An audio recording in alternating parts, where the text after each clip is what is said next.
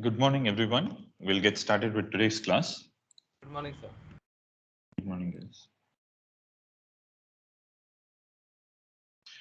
So in last class on Friday, we looked at some of the non-idealities of op-amps. We looked at how the gain is finite. We looked at how the op-amp can easily saturate.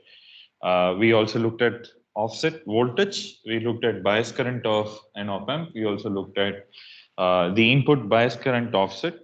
Now and we also looked at slew rate, right?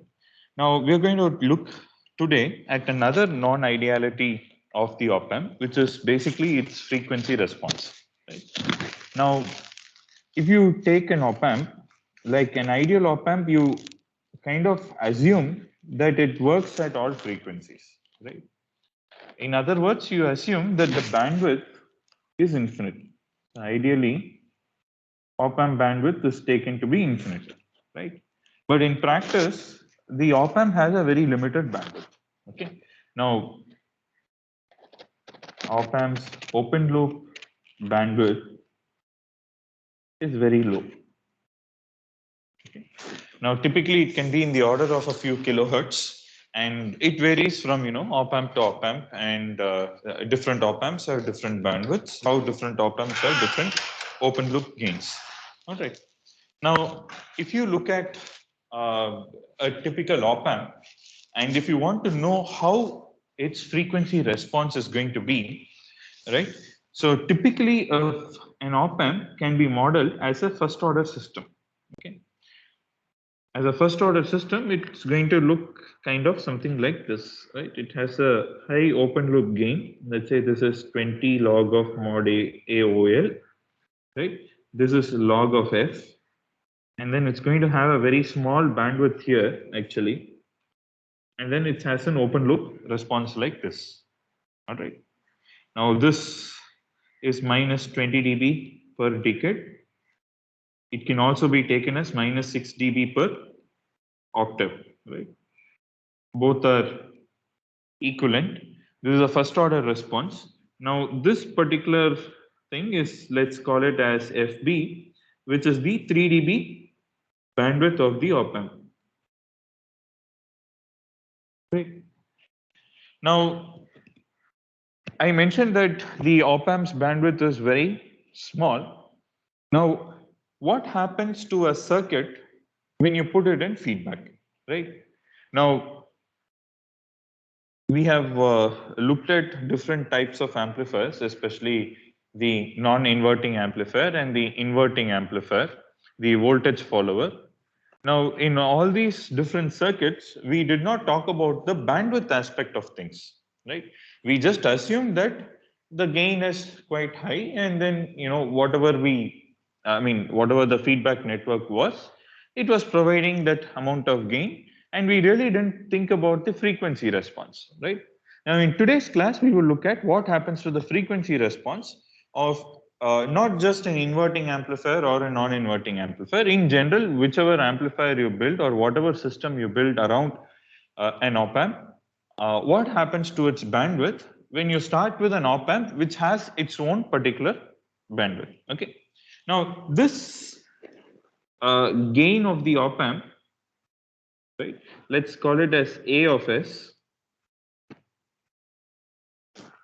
Let's say A of S can be written as AOL divided by 1 plus S by omega t. Now, this is nothing but a first order system, right? It has one pole at omega t. Now, AOL is basically your DC open loop gain, or DC or low frequency open loop gain. All right. So we have already seen this form of expressing, this mathematical way of expressing a first order system, right? Even in the case of an RC circuit, we said it is some constant divided by 1 by S by omega t, right? Now let us, if you, in this case, let me just say that this is omega b, because in the previous slide I said FB. So let us say that this is omega b, right? This is also omega b. All right. Now let us, for example, take the non-inverting amplifier, which means that your input is given here. Your output, this is, let's say, RF by R1.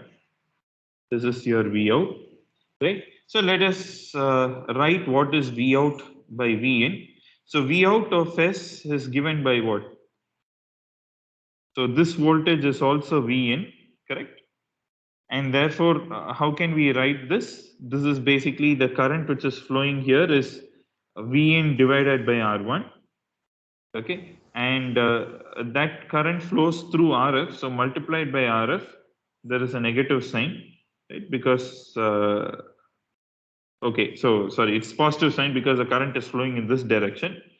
So Vin times Vin by R1 times RF plus Vn. This okay, sorry, let me kind of write it like this. Vout is given by AOL divided by 1 plus S by omega P multiplied by, what is the thing here? So you have I, which is, let's call it I multiplied by R1, sorry, Vn minus I times R1. Now, what is this I? This I basically is nothing but the voltage Vout divided by RF plus R1, right? So therefore, your Vout can be taken as AOL divided by 1 plus S by omega P, sorry, omega B in this case, right? Multiplied by Vin minus Vout times R1 divided by R1 plus RF. So if you collect the terms, what do you get? You get Vout multiplied by 1 plus R1 by R1 plus RF multiplied by AOL divided by 1 plus S by omega B, right, is equal to AOL divided by 1 plus S by omega B multiplied by Vn. Now, if you take the transfer function Vout by Vn of S given by AOL divided by 1 plus S by omega B divided by 1 plus R1 by R1 plus RF multiplied by AOL divided by 1 plus S by omega B, right? Now you can kind of divide the entire numerator and denominator by the A of S. So basically, what would you get? If you abstract it, what will you get? You will get 1 divided by 1 by AOL by 1 plus S by omega B plus R1 by R1 plus RF. Now this is where we would go and do our approximation and say that the first term is very small, and then say 1 plus RF by R1 is our closed loop gain, right? Now what happens basically to our transfer function here? So without kind of so in the textbook they would have kind of simplified it to be something which is easy for us to write. You can kind of write it like something like this. Like you can write it as Vout by Vn of S. You can write it as 1 by RF by R1 divided by 1 plus RF by R1 divided by A of S. Now you can kind of do some jugglery and write it, but now what I want to do is whatever we have derived here, I want to find out what is the pole of this particular system. Okay. Now what is the pole of this particular system? You equate the denominator to 0. So if you equate the denominator to 0, you have AOL by 1 plus S by omega B plus R1 by R1 plus RF equal to 0. So basically the denominator equal to 0. Now what would you get here? So you will have to take at least one thing to the other side. So let's say 1 plus S by omega B divided by AOL is minus R1 by R1 plus RF, right? And you can say that S by omega B is AOL times minus R1 by R1 plus RF.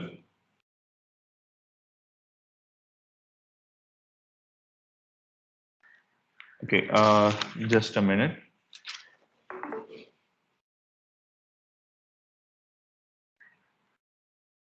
So there should be +1 in the left hand side. In the left hand side, yeah, 1 plus, yes. Okay, so right. So let me kind of do this. So 1 by AOL here, and then you have, yeah, let me write it like this. 1 by AOL plus S by AOL times omega B is this particular number. So let us say this is really small. So therefore, your SP, the new pole, can be given as AOL times omega B multiplied by R1 divided by R1 plus RF. This minus sign is there. Let's say the magnitude is basically given as this particular thing. All right. Now, what do we see here? You see that the magnitude of the pole is now is basically multiplied by the factor of R1 by R1 plus RF. Okay, or rather, if you take this in a more generic sense, I will. So what I will do is I want to compare this with the typical feedback system. Okay, so let's just keep this here, and I just want to compare it with the feedback system, and then I want to bring it to your attention. Now, let us say the feedback system that we looked at earlier. Okay, let's say this was A, this was beta, right? This was V out, this is V in, plus and minus. You remember? So when we talked about negative feedback systems, we talked about, so I just want you to keep this expression in one corner, and let us just look at a typical, very generic negative feedback system, the same thing that we looked at a few classes back, right? Now, instead of this A, let us say this is A of S. Okay, because whatever we are going to look at is basically not restricted to only uh, just a non-inverting amplifier or an inverting amplifier. The concept is kind of applicable to any kind of feedback system. Okay, so let us say this becomes 1 A naught divided by S by omega P. So let us say this is how this works, and let us assume that beta is a constant, that this does not have any frequency dependent response. Now, what is the closed loop system? Let's say the closed loop transfer function, which let's call it as H of S, which is nothing but V out by V in of S, is, if you recall what we did earlier, it is A of S divided by 1 plus beta times A of S, right? Earlier we had A by 1 plus A beta, if you go back a few lectures, right? This is the closed loop system. Now, if this A of S, if you now substitute it for A naught by 1 plus S by omega P, A naught divided by 1 plus S by omega P, this divided by 1 plus beta times A naught by 1 plus S by omega P. Now, we now need to find out what is this closed loop gain. So let A naught be at the top, and let's just bring only the denominator down. You will get 1 plus S by omega P multiplied plus beta times A naught. Right? This is what you would kind of get. Now, in other words, this can also be written as what? You can multiply and divide by 1 plus A times beta, or 1 plus I mean 1 let's just write it as A naught divided by 1 plus A naught times beta. I'm dividing the numerator and denominator by this factor 1 plus A naught beta. What would I get here? I will get 1 plus A naught times beta divided by 1 plus A naught times beta. I'm clubbing the first and the third terms. and I'm going to have S by omega P divided by 1 plus A naught beta. Is this clear? Basically, all I'm doing is I am just basically dividing the numerator and the denominator by this particular value, right? Now, this A by 1 plus A by A naught by beta, this numerator term is going to be what? A naught by 1 plus A naught beta. This is the H of S at lower frequencies, correct? Yes, sir. Right. So let us call it as H naught. Okay. So what will this H of S look like? This will look like H naught divided by this first factor becomes 1 by S by omega P times 1 plus A naught beta. Now, if you look at this expression, what does this look like? This looks like a closed loop. I mean, this looks like a transfer function where the low frequency gain or the DC or low frequency gain is basically equal to H naught, and the 3 dB bandwidth of this particular transfer function is what? What is the 3 dB bandwidth of this transfer function? Omega P into 1 plus A naught beta. Into 1 plus A naught beta. Now, what did you actually start off with here? You started off with a system whose bandwidth was omega P. This is omega P. You're having a closed loop system, but the main forward path amplifier has a bandwidth of only omega P. When you put this in feedback, your bandwidth is now increased to omega P times 1 plus A naught times beta, because 1 plus A naught times beta is definitely greater than 1, right? So now this is what is called as bandwidth extension.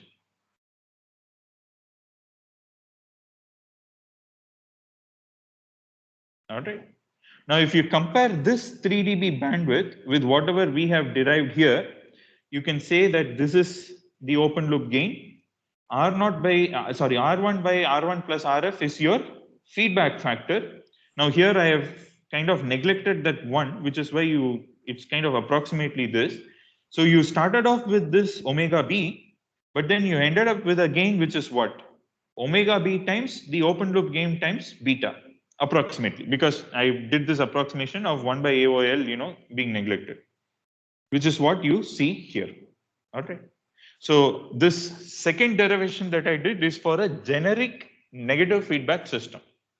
The reason I'm kind of taking negative feedback system along with op amps is because in many cases, or if not most of the cases, a very large number of cases, you use the op amp not in an open loop configuration, not in a positive feedback configuration. In many cases, you use it in a negative feedback configuration. Okay.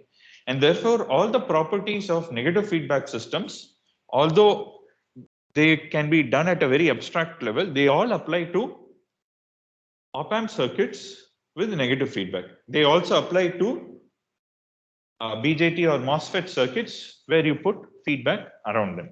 Okay. So from a very generic negative feedback theory, we see that the bandwidth gets extended when you put a low frequency, when you put a feedback around it. Now, I want you to notice another very important thing. Now, what is the unity gain frequency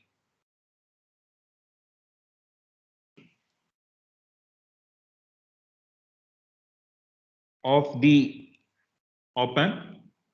Let us say the op-amp A of S is given by AOL divided by 1 plus S by omega B, right? Now, we know that the DC gain is AOL, and the 3 dB bandwidth is basically omega B. Now, what is the unity gain frequency? So how do you find the unity gain frequency? You say, okay, the magnitude of my A of S is going to be equal to 1, or rather you say that the magnitude of my A of j omega becomes 1. So let us write what is A of j omega. You can write it as AOL divided by 1 plus j omega by omega b. This magnitude is going to be equal to 1. Now, how can we write the magnitude of this? This is AOL in the numerator divided by 1 plus, divided by the root of the real part squared plus the imaginary part squared. Okay. Now, this becomes equal to 1. Correct. So let us, try to solve this thing. AOL becomes root of 1 plus omega by omega b the whole squared. Squaring on both sides and rearranging, what do you get? You get AOL squared minus 1 is equal to omega by omega b the whole squared. Right? Now, what is this omega? The moment you put this equal to, this becomes omega UGF. Because at this frequency, at omega UGF, your magnitude of A of j omega becomes 1. Now, what we are interested in finding is what is omega UGF, right? So, AOL squared minus 1 is definitely approximately equal to AOL squared because it's a very large value. Let's say your op amp's open loop gain is 10,000. You're talking about 10,000 squared, 10 to the power of 8 minus 1, which is pretty much equal to 10 to the power of 8, is equal to omega UGF squared divided by omega b squared, right? Now you rearrange terms and you take the square root, you see that omega UGF is equal to what? AOL times omega b, all right? This is nothing but what? The DC gain multiplied by the 3 dB bandwidth. This is also what is called as the gain bandwidth product. I think we already saw this in one of the previous lectures, right? Which is also called as GBW, the gain bandwidth product. Okay. Now this is equal to this particular value. Now I want you to look at this particular thing. Let's take this generic negative feedback system. Now we have this feedback system. Let me take this h of s, which is equal to, let's say, h naught divided by 1 plus s divided by omega p multiplied by 1 plus a naught times b, right? Now here the DC gain is what? DC gain is h naught. The 3 dB bandwidth is given by omega p multiplied by 1 plus a naught times beta. Now let us look at the 3 dB frequency. So h of j omega, the magnitude of h of j omega goes to 1, which basically means h naught divided by root of 1 plus omega squared by omega p squared into 1 plus a naught beta the whole squared. So let's rearrange terms, take the same approximation. You get h naught squared is equal to omega squared by omega p squared times 1 plus a naught beta the whole square. Now this can be, this is omega UGF. Okay, so here also let me write omega UGF. Now what is this omega UGF? Omega UGF is nothing but h naught times 1 plus a naught beta times omega p. This is obviously understandable because this is your DC gain multiplied by your 3 dB bandwidth. Let us just try to expand this h naught. Okay. Now what is this h naught? It is a naught by 1 plus a naught times beta multiplied by 1 plus a naught times beta multiplied by omega p. Now what are you getting here? You're getting the same a naught times omega p.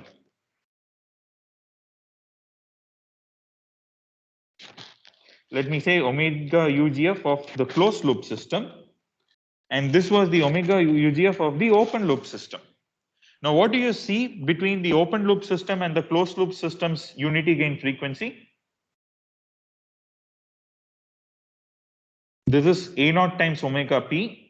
Here also it is a naught times omega b. Of course, this is because I took from the op amp thing, I just changed the subscript. But otherwise, what are we seeing? That the UGF remains the same. Let me just write it here. UGF of the open loop system is also a naught times omega p. Now, what do we infer from here? In spite of the feedback applied, we see this interesting result that the UGF of the system of the open loop and the closed loop system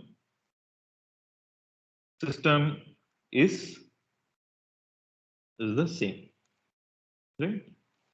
If you take an op amp, have it as an open loop system and measure its unity gain frequency, it is the same.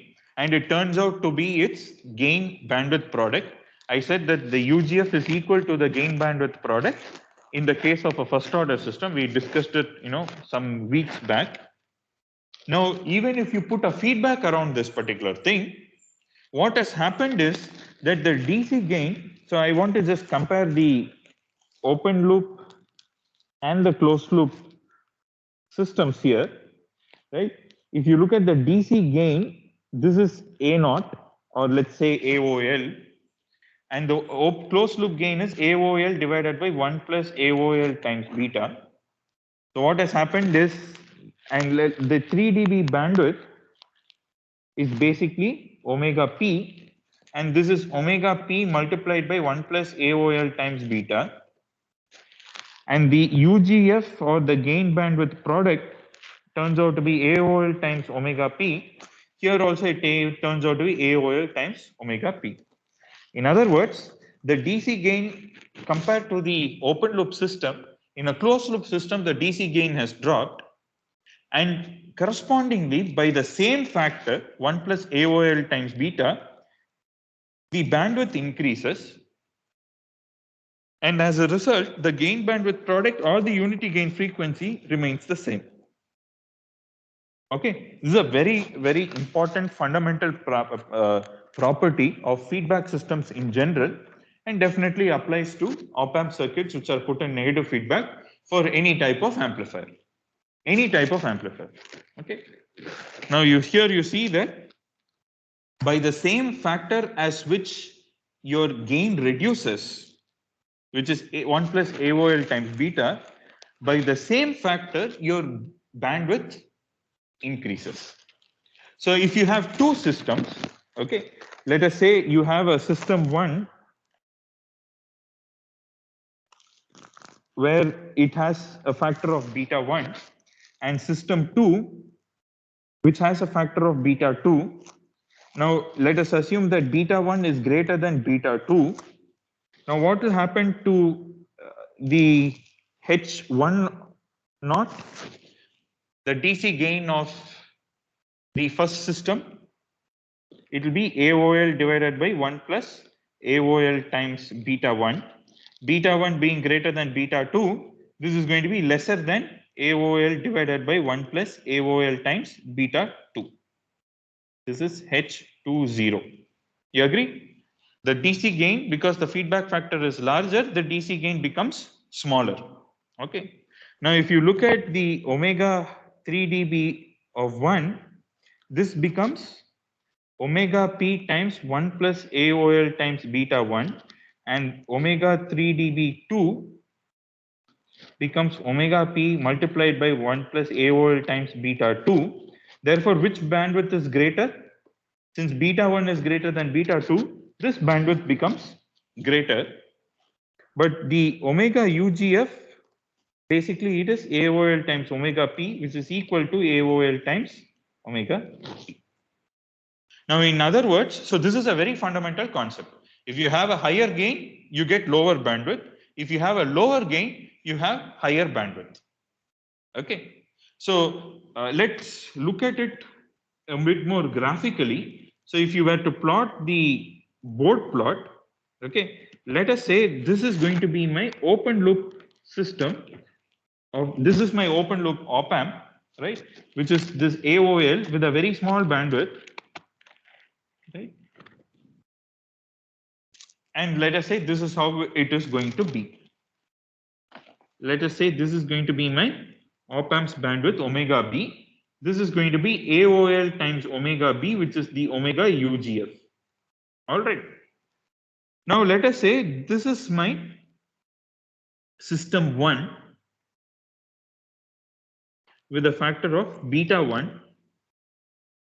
Okay. Let's say this is my system 1 with beta 1, where I have said that beta 1 is greater than beta 2. Now, since I have a larger feedback factor, my DC gain is lower, which means, let us say my DC gain is going to look like this. Okay. So here my DC gain is AOL divided by 1 plus AOL times beta 1. Now, correspondingly, what happens is that my bandwidth is higher, right? So it turns out that the bandwidth is going to be till here. And this bandwidth is given by omega b times AOL beta 1 plus AOL beta 1. Now let us look at the next system, which is system 2 with, okay, this is system 1, this is beta 2. So this has a lower beta, right? And therefore it has a higher gain, right? So you have, let us say, AOL divided by 1 plus AOL beta 2, a higher gain, but correspondingly it has a lower bandwidth, where it is given by omega b 1 plus AOL beta 2. And after this, it is basically going to trace the same path, such that the AOL times omega b, the UGF remains the same. Okay. All right. So you can have any beta. You can see that as beta increases, your low frequency gain goes down. Correspondingly, your bandwidth increases. Now, let me give you a very classic problem. This, many times you see being asked in interviews, right? Let me say I have an open loop gain of the op amp to be 10 to the power of 4. All right. And I want to use this for audio application. Okay. Now, what is the audio application? So what is the audio frequency range? Can any of you tell me? The 20 to 20 kilohertz. Correct. So it is 20 hertz to 20 kilohertz. Now let us say I need a gain, overall gain of 1000. All right. And let me say that the omega p of my amplifier is, let us say, going to be let's say 250 hertz. All right. I have an op amp whose open loop gain is 10 to the power of 4. My omega p is 250 hertz. Now what will be my omega UGF? 250 into 10 to the power of 4, or 25 into 10 to the power of 5, or 2.5 into 10 to the power of 6, which is 2.5 megahertz, right? This is a very reasonable number. You will see a lot of op amps having something similar. Okay. My UGF is 2.5 megahertz. I have an open loop gain of 10 to the power of 4. Now let us say I want to do a non-inverting amplifier or an inverting amplifier. Okay, let's just say I'm going an inverting amplifier. Now how should I choose my values?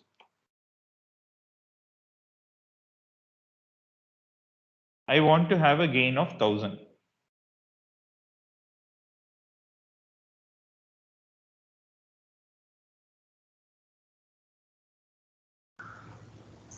So you can select RF to be some very large resistance, then divided by. Okay, let us say RF is 1 mega ohm, Rn is 1 kilohertz, a kilo ohm, right? Now this theoretically should give you a gain of 1000. All right. Now what will be the bandwidth of this system? Bandwidth of this amplifier, what will it be? The way you will find out bandwidth is basically to say, my gain into bandwidth is going to be UGF, right? This is some negative feedback circuit, right? And this negative feedback circuit is around an open loop gain of 10 to the power of 4. And then I have got I have a certain UGF for this whole system. So in this case, the UGF is to the 2.5 megahertz, right? I need a gain of, I am having a gain of 1000, right?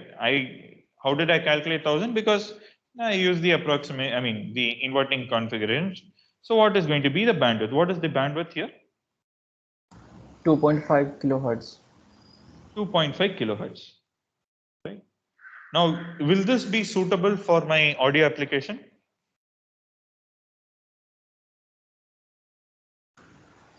No, Yes. sir. Yes. It's started till 20 kilohertz, so it's suitable. Yeah. Our audio range is, let's say if you're playing some music through this amplifier, I mean, you have a lot of high frequency content as well. So the range is from 20 to 20 kilohertz. But whereas your amplifier that you have built now has only a bandwidth of 2.5 kilohertz.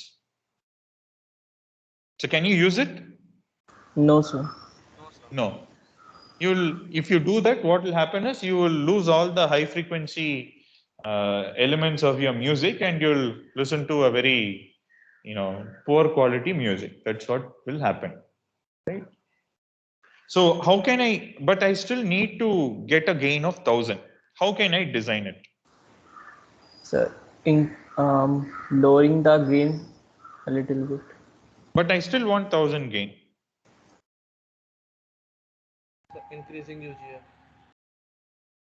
That is not possible. I already bought my op amp. Let's say you can use multiple op amps if you want, multiple gain stages. It's a cascade in the V out. Exactly. You can cascade the thing. Okay. So for example, if you say I will have one amplifier, let me just say A1 and A2. Okay. Now I can design A1, the gain of A1 and the gain of A2 such that the 3 dB frequency of A1 is well greater than 20K, and the 3 dB band, the bandwidth of A1, let's say the bandwidth of A1 is greater than 20K, the bandwidth of A2 is greater than 20 kilohertz. Right? Now I can also, so if let us say I divide it, now it becomes A1 into A2. So the DC gain becomes what? Becomes A1 times A2. A2. All right.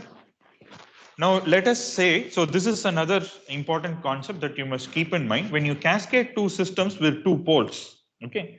So let us say this becomes A1 divided by 1 plus S by omega P1 multiplied by A2 divided by 1 plus S by omega P2. Correct. So now it becomes a second order system, but you should make, but let's say you want to find out the bandwidth of this particular system. Okay. Now, how will you find out the 3 dB bandwidth? The 3 dB bandwidth can be easily found out. Let's say this is A1 and A2. Let's just call it as H of S, just for the convenience sake. So what you basically will do is that at H of S at the 3 dB frequency, or let me say omega 3 dB, this magnitude goes to what? 1 by root 2 times, right? Minus 3 dB refers to 1 by root 2 of your, 1 by root 2 of A1 into A2. Is this right? You all accept? Yes, My sir. overall gain, low frequency gain is A1 times A2. Now this cascade of two amplifiers, if I want to find out the 3 dB frequency of my cascaded amplifier, I just need to take the magnitude of this thing, find out the frequency at which the magnitude reduces to 1 by root 2 times of the low frequency value. Okay, so let us do that. So this becomes what? A1 divided by root of 1 plus omega by omega P1 the whole square multiplied by A2 divided by 1 plus omega by omega P2 the whole square root. This becomes A1 A2 divided by root 2. So now A1 A2 product gets cancelled on both sides. and you are left with root of 1 plus omega by omega, let's call it omega 3 dB by omega p1, the whole square, multiplied by 1 plus root of omega 3 dB by omega p2, the whole square, is equal to root 2. Correct? The denominator alone comes out to be like this. Obviously, you can take square on both sides, and you end up with omega 3 dB by omega p1, this whole square multiplied by 1 plus omega 3 dB by omega p2, the whole square, is equal to 2. Now, you can solve this expression if you know omega p1 and omega p2. You can solve this expression and get the value of omega 3 dB. Now, the special case is, let's say special case, if you put two amplifiers with the same bandwidth. Okay, if omega p1, oops, what happened?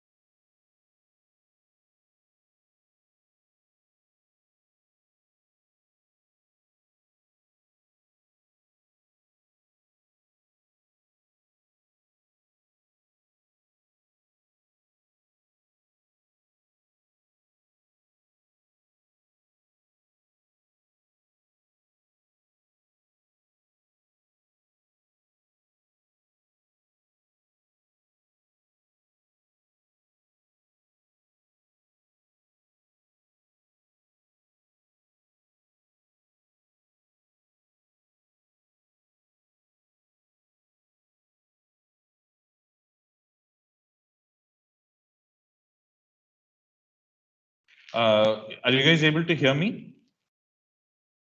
Yes, sir. Yes, sir. Yeah, there was a sudden disconnection from my end. Sorry about that. Yeah. So what I was just saying is that you can, if you have these two pole frequencies, you can calculate the 3 dB frequency from this equation. Now, if you consider a special case where, let's say, both the amplifiers are having the same bandwidth, okay, that is to say, omega p1 is equal to omega p2. What does this become? This basically becomes 1 plus omega 3 dB by omega p. Let's say this is equal to omega p, the whole squared. This whole squared is equal to 2.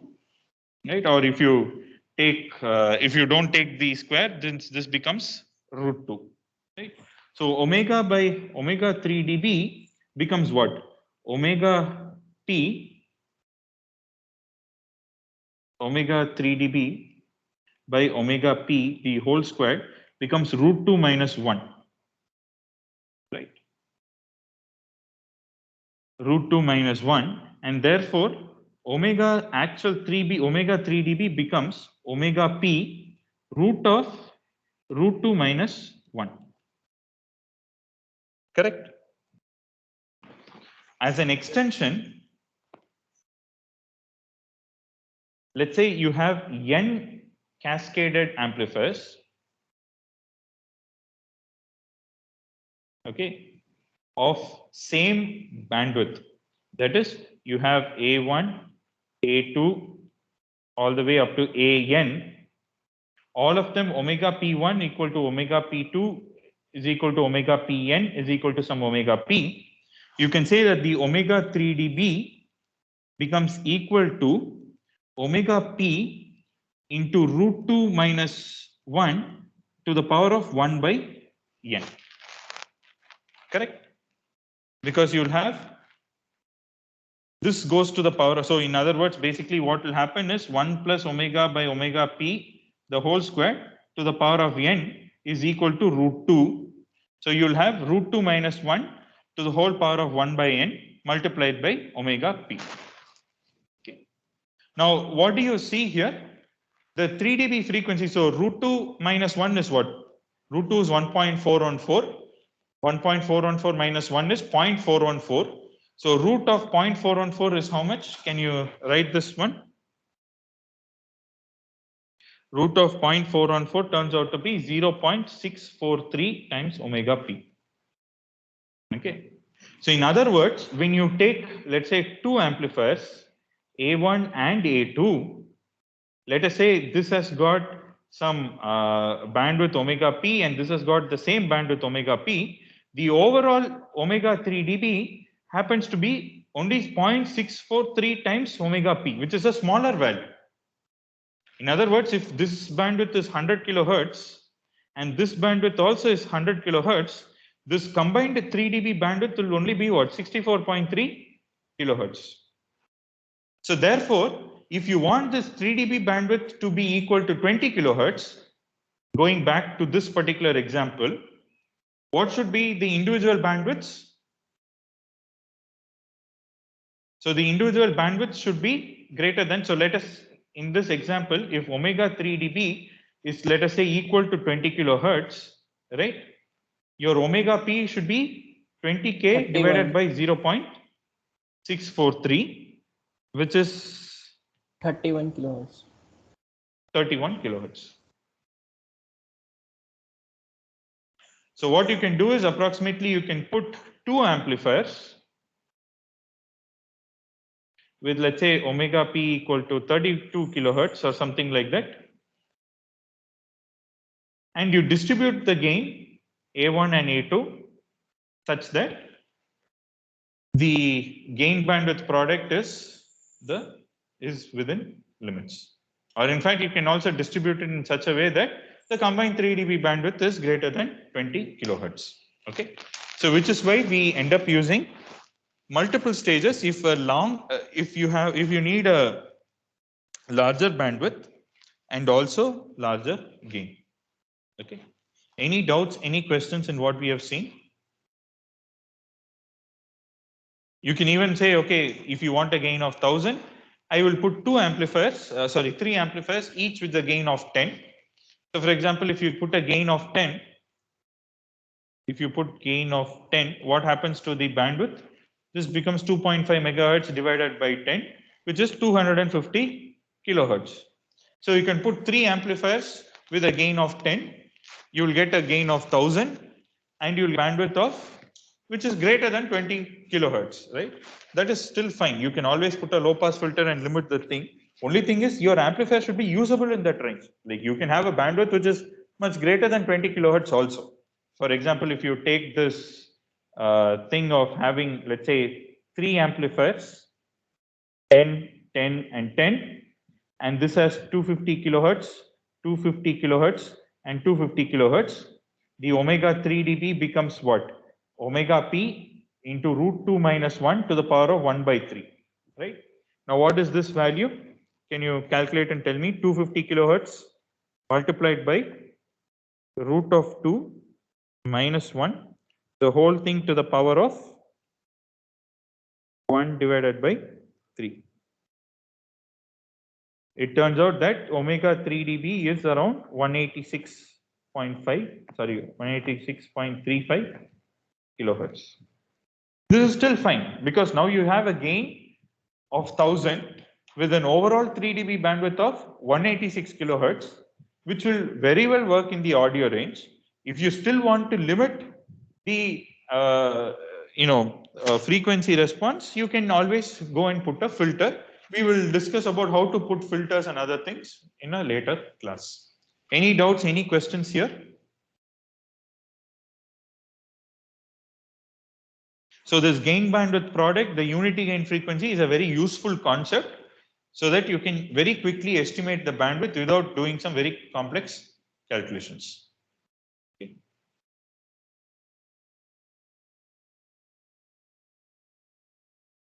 Any doubts, any questions? All right. Okay then. So thanks everyone and have a nice day. Thank you. Thank you, sir. Thank you, sir. Thank you, sir.